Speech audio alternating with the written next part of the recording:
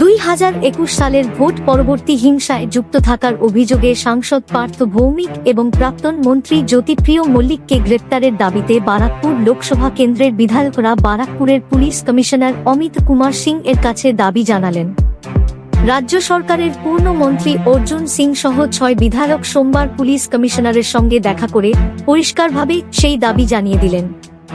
সেই সঙ্গে যাদের বিরুদ্ধে ভোট পরবর্তী হিংসায় যুক্ত থাকার অভিযোগ রয়েছে তাদের সকলকে গ্রেপ্তারের দাবি জানালেন তারা। হালি শহরে নিহত সৈকত ভাওয়ালের মামলা পুনরায় আবার তোলার জন্য দাবি জানিয়েছেন অর্জুন সিং।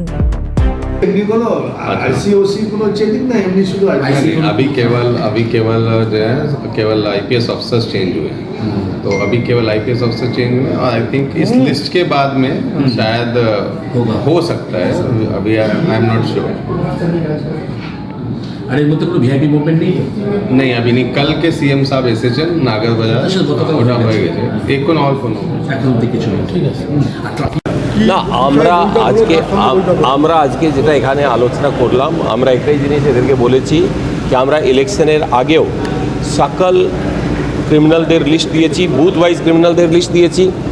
তখনও কিছু লোককে অ্যারেস্ট করা হয়েছিল, লেকিন অনেক লোক বাকি থেকে গেছিল। তাদেরকে ওরা এখন খবর পাওয়া যাচ্ছে এলাকাতে ওরা ঘুরে বেড়াচ্ছে, তাদের বিরুদ্ধে অ্যাকশন নিতে হবে। এছাড়া এখন তোলাবাজি অনেক বেশি আবার স্টার্ট হওয়ার চেষ্টা করছে কিছু কিছু লোক।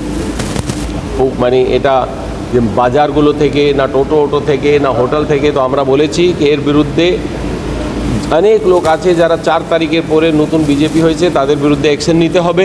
কোনো লোককে ছেড়ে কথা বলা উচিত না এবং মেসেজ দিতে হবে, টাফ অ্যাকশন নিতে হবে।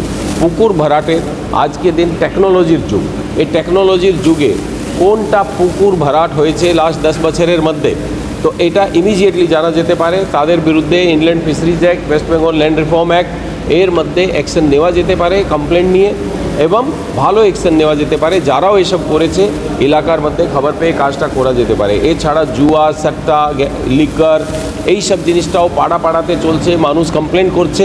পুলিশকে আমরা রিকোয়েস্ট করেছি যেন টাফেস্ট পসিবল অ্যাকশন এদের বিরুদ্ধে নেওয়া হয়, এবং আমরা পুরো জায়গাকার এদেরকে লিস্ট দিয়েছি। আমরা আরও বলেছি অনেক পোস্ট পোল ভায়োলেন্স 2021-এ যেটা হয়েছিল তার মধ্যে কিন্তু ঠিক মতো অ্যাকশন তখন নেওয়া হয়নি।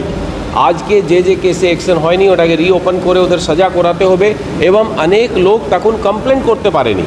যারা কমপ্লেন করতে পারেনি তাদেরকে সুযোগ দিতে হবে, সুযোগ দিয়ে আবার কমপ্লেনটা নিয়ে যাদের এভিডেন্স আছে ইমিডিয়েটলি বড় ব্যবস্থা অ্যাকশন করতে হবে। প্রত্যেক কনস্টিটিউয়েন্সিতে এই জিনিসটা আমরা বলেছি।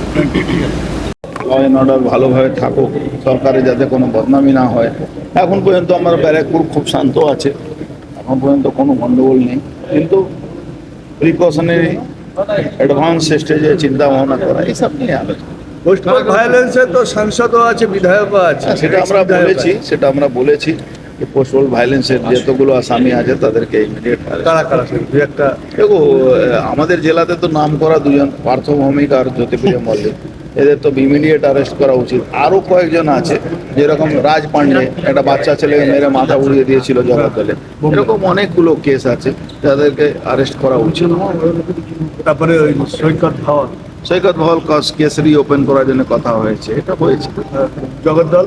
জগদ্দলের সব কেসটাই যারা পুষ্পল ব্যালেন্সের মধ্যে আছে তাদের সবটাই ওপেন করার জন্য বলা হয়েছে। ঠিক আছে, কারা কারা ছিল? 6জন এমএলএ ছিল, আমার সভাপতি ছিল, 6জন এমএলএ ছিল। এটা কি সর্বদলীয় টাকা হয়েছিল? আরে না ভাই, সর্বদলীয় আছে কোথায়?